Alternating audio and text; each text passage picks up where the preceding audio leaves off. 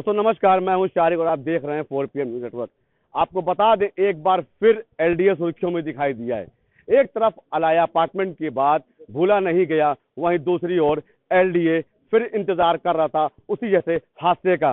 ये कोई और जगह नहीं है बल्कि लखनऊ के एक राजधानी के नाका जो बड़ी मार्केट है उसके बीच में ये बिल्डिंग बनी हुई थी, जो आज पूरी तरह से धराशायी हो गई। लगातार पुलिस ने इसकी शिकायत एलडीए के अधिकारियों से भी की और नगर निगम से भी बातचीत करने के बाद बताया गया, लेकिन कोई भी विभाग दोनों में से नहीं जागा। इसी हादसे का इंतजार कर रहा था।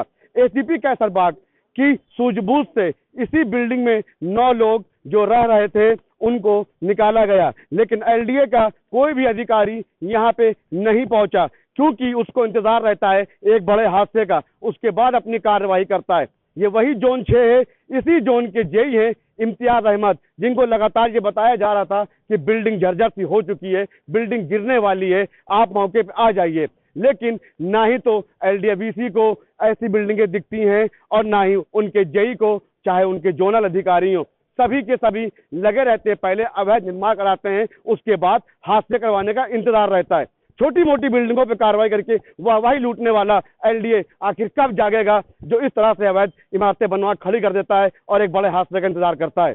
देखना अब ये होगा कि आखिर एलडीएवीसी जो बड़ी बड़ी प्लॉटिंग पे कार्रवाई कर रहे हैं और वाहवाही लूट रहे हैं, ये घोर बस्ती में दिखाना फिर चाहूंगा। लोगों में दहशत का माहौल है, लोग खड़े हुए हैं। आखिर इसमें बच्चे रह रहे थे, मजदूर रह रहे थे।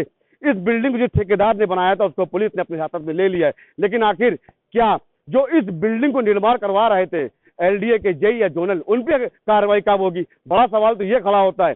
पुलिस ना होती तो इसमें 9 लोग रह रहे थे, उनको कैसे बचाया जाता? क्योंकि आम जनता जो है वो दहशत से बिल्डिंगें खाली हो गई हैं। मैं अपने कैमरामैन से कहूंगा फिर से दिखाएं आसपास के लोगों का, जो बिल्डिंगें बनी है इसमें लोग नहीं रह रहे, बाहर निकल चुके, डरे से हुए हैं, क्योंकि पुरानी इमारतें यहाँ पे और भी बनी हुई हैं, उसके बगल में भी बिल्डिंगें, लोग रह रहे थे, बाहर आ गए। हम यहीं के कुछ स्थानीय लोग हैं, उनसे भी बात करना चाहेंगे। आखिर ये बिल्डिंग का निर्माण कब हुआ था और कितने दिन पहले हुआ था, इसकी भी जानकारी यहाँ पे कुछ स्थानीय लोग खड़े हैं, उनसे भी पूछेंगे। सर क्या नाम है आपका? हमारा राजू। यहीं रहते सर आप?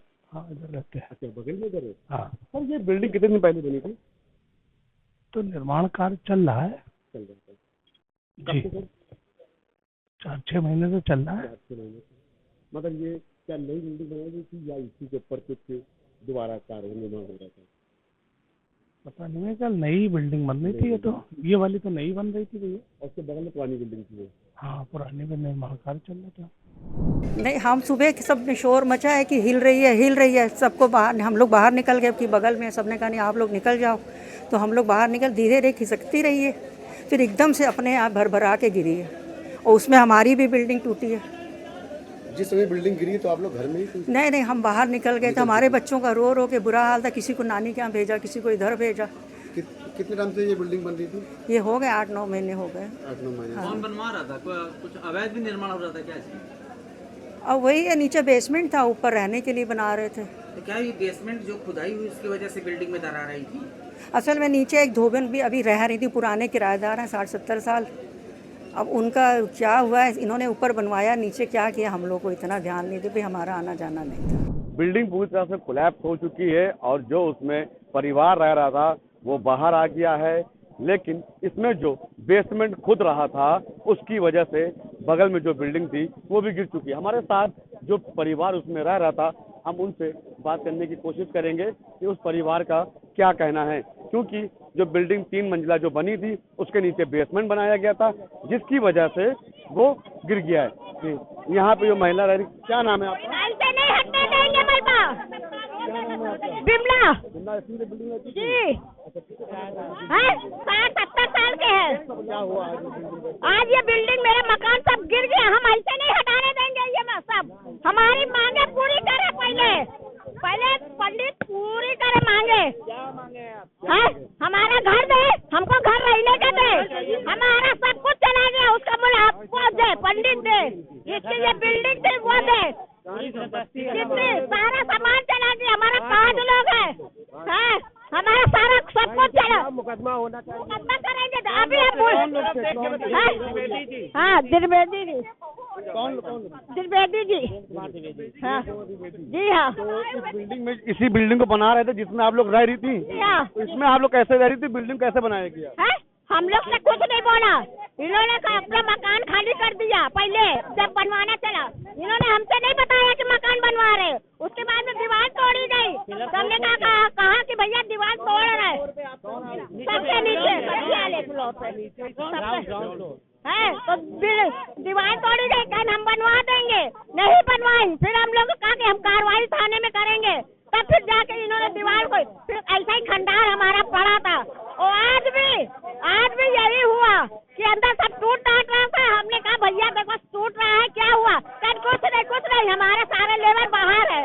उसके बाद में पीछे गए, बेसमेंट खुद रहा था। उसके बाद में हम निकल के हमने कहा भैया देखो, उसमें से दो आए मजदूर लोग कहने लगे ये बिल्डिंग गिरने वाली है, आप लोग बाहर आइए। हमारे बेटा बहू। कब बताया ये बात आपको? कब बताया? 11 बजे दिन में। अभी हाँ 11 बजे जब यहाँ से टेढ़ी होने लगी बिल्डिंग, तब ये लोग भागे पंडित लोग, समझे? हम ऐसे नहीं हटाने देंगे, ऐसे नहीं हटाने देंगे। दुर्घटना ऐसी हुई है, हम लोग किराएदार थे, मकान मालिक ने अपनी मर्जी से बनाना शुरू कर दिया। हमसे क्या मतलब है, अपनी बिल्डिंग बना रहा वो, तो उन्होंने पिलर दे के ऊपर बनाया।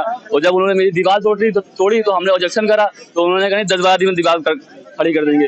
दीवार इन्होंने खड़ी करके इन्होंने पिलर पे पिलर दे के इन्होंने 3 मंजिली बिल्डिंग खड़ी कर दी। और बगल वाली बिल्डिंग कंस्ट्रक्शन का काम चल रहा था, वो होते जब उनकी बिल्डिंग तैयार हो गई रहने लगे ऊपर आके, तो नीचे बेसमेंट उन्होंने खुदवाने। हमने आज सुबह देखा एक ट्रैक्टर गाड़ी निकली है, तो हम समझ गए बेसमेंट खुद रहा है। तो हमने इंचार्ज बात करी है कि भाई बेसमेंट खोद लो, हम लोग अगर कुछ हो जाए तो देख लीजिए। जैसे हमने सोचा, ऑफिस गए, 2 घंटे के बाद सुनने में आ गया कि बिल्डिंग गिरने वाली है।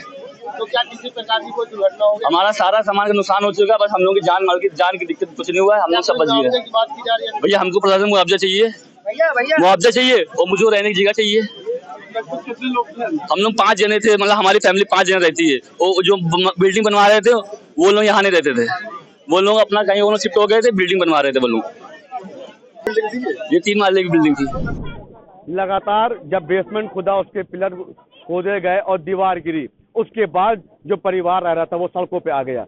आखिर एलडीए के जो अधिकारी हैं, जोनल लो, इसके जेई है इम्तियाज अहमद, या एलडीएबीसी की बात करी जाए, छोटी मोटी बिल्डिंगों पे जो कार्रवाई करते हैं अवैध तरीके से, आखिर इतनी बड़ी जो अवैध बिल्डिंग बन रही थी और बेसमेंट खुद गया, ये वही नाका है जहाँ पे बहुत सारे व्यापारियों का व्यापार चलता है, और उसके नीचे बेसमेंट बनाए गए। इसी बेसमेंट की वजह से अलाया अपार्टमेंट ने 9 लोगों की जान ले ली थी। उसके बाद भी एलडीए नहीं जागा। आखिर एलडीए ऐसी चिन्हित बिल्डिंगों को क्यों नहीं कार्रवाई करता है जिससे बड़े बड़े हादसे का इंतजार रहता है? आप देख रहे हैं फिर से एक बार एलडीए की लापरवाही से कितना बड़ा हादसा टला है। अगर मौके पे पुलिस ना पहुंचती तो आज इसमें जो 5 लोग रह रहे थे शायद वो बाहर ना निकल पाते। पुलिस के पहुंचने से लोगों को हटाया गया।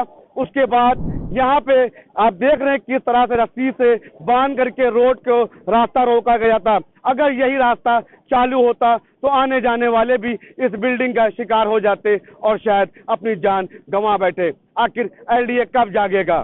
बिल्डिंग थी और जो यहाँ पे किराएदार रहता है उसके द्वारा बताया गया है कि नीचे बेसमेंट भी खोदी जा रही है, लेकिन जैसे डिस्ट्रिक्ट एडमिनिस्ट्रेशन की इसकी कंप्लेंट मिली थी, सुबह इसको खाली करा दिया गया था और इसलिए कोई किसी तरह की भी कोई कैजुअल्टी नहीं हुई है।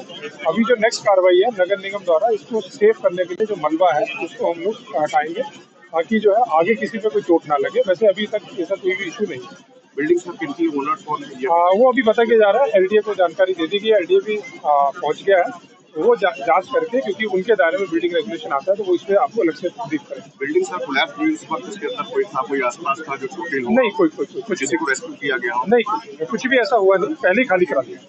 Primary reason sir building collapse होने का रीजन क्या है? रीजन अभी मैं कोई कमेंट नहीं कर पाऊंगा, वो एलडीए ही बता पाएगा क्योंकि बिल्डिंग रेगुलेशन वही देखा। इसमें बेसमेंट खुद रहा था। यहाँ के लोग आरोप लगा रहे हैं कि लगातार बेसमेंट खुद रहा था जिसकी वजह से बिल्डिंग धराशायी हो गई। अभी हम लोग आए जानकारी कर रहे हैं। नहीं, यहाँ के जो जेई हैं उनको बताया गया कि जानकारी थी, उनको सूचना भी दी गई, उसके बाद भी कोई एलडीए अधिकारी नहीं पहुँचा था। अभी मुझे पता लगा, मैं अभी आया हूँ।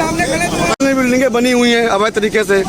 ये तो पुराना एरिया है, यहाँ 100 मीटर तक का नहीं, ये तो अभी नई बिल्डिंग बनी है 3 मंजिला। ये मरम्मत चल रही थी, बता रहे पहले बनी मरम्मत, ये नई बिल्डिंग बनी है जो धराशायी हो गई पूरी तरह।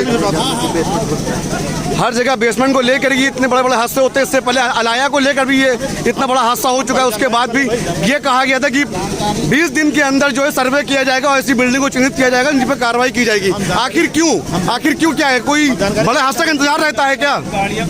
तो गणेशगंज में भी कई ऐसे बेसमेंट खुले हैं जिसको अभी तक कोई कार्रवाई नहीं हुई है। यही वो परिवार है जिसका दर्द 4PM की स्क्रीन पे छलका था और उसने बताया कि हम यहाँ पे 7 सालों से रह रहे थे, जो इस मकान को अवैध तरीके से बनाया जा रहा था और बेसमेंट खोद दिया गया, इसकी शिकायत वो लगातार कर रहे थे। लेकिन LDA के जो अधिकारी थे वो नहीं जाग रहे थे। एक ही एका इस बिल्डिंग को सुबह जो अब देख रहे हैं कोलैप्स हो गई है और पूरी तरह से धराशायी हो गई है। अगल बगल के जो मकान है वो भी कहीं ना कहीं उसमें भी कुछ दरारें आई हैं और लोगों का नुकसान भी हुआ है। लेकिन LDA की एक बड़ी लापरवाही से यह हादसा हुआ है। आखिर हर साल इसी तरह से क्यों LDA की लापरवाही सामने आती है? अलाया का जो एक हादसा था वो भूला नहीं गया, वो भी इसी तरह से बेसमेंट की खुदाई को लेकर के धराशायी हो गया था, जिसमें कुछ जानें चली गई थी। आखिर जो परिवार है उसकी यही मांग है कि हमें पहले रहने के लिए कहीं जगह दी जाए, तब वो यहाँ से हटेंगे और इस मलबे को उठाने देंगे, क्योंकि उनके पास अब रहने के लिए जगह नहीं है। इन्हीं सब बातों को लेकर के नगर आयुक्त इंद्रजीत सिंह ने परिवार से बात करके उनसे ये आश्वासन दिया है कि उनको कहीं ना कहीं रहने के लिए मकान देंगे। अब देखने वाली बात होगी कि 4PM की स्क्रीन पर खबर चलने के बाद प्रशासन जागता है या इसी तरह से मौन रहता है। लखनऊ से 4PM न्यूज़ नेटवर्क के लिए मोहम्मद शारिक की रिपोर्ट।